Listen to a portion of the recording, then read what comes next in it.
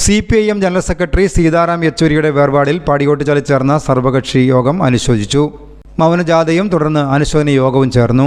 അനുശോചന യോഗത്തിൽ CPIM area secretary P. Sasidharan അധ്യക്ഷത വഹിച്ചു. CPIM ജില്ലാ സെക്രട്ടേറിയറ്റ് അംഗം C. Sathyapalan, KV Govindan, PV Vatsala, K. Prabhakaran, KR Chandrakant, Ravi Ponnampayal, Gangadharan Kaleshwaram, TP Mustafa തുടങ്ങിയവർ സംസാരിച്ചു.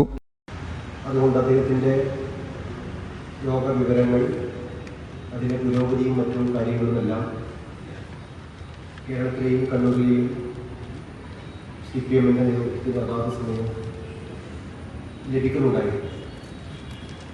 ഒരു സന്ദർഭത്തിൽ ആരോഗ്യസ്ഥിതി മെച്ചപ്പെടുകയും രോഗവിമുക്തനാകും എന്ന പ്രതീക്ഷ നൽകുകയും ചെയ്തതിനു ശേഷമാണ് വീണ്ടും വെന്റിലേറ്ററിൻ്റെ സഹായത്തോടുകൂടി മാത്രം ശ്വാസോച്ഛ്വാസം നടത്താൻ പറ്റുന്ന രീതിയിലേക്ക് മാറിയത്.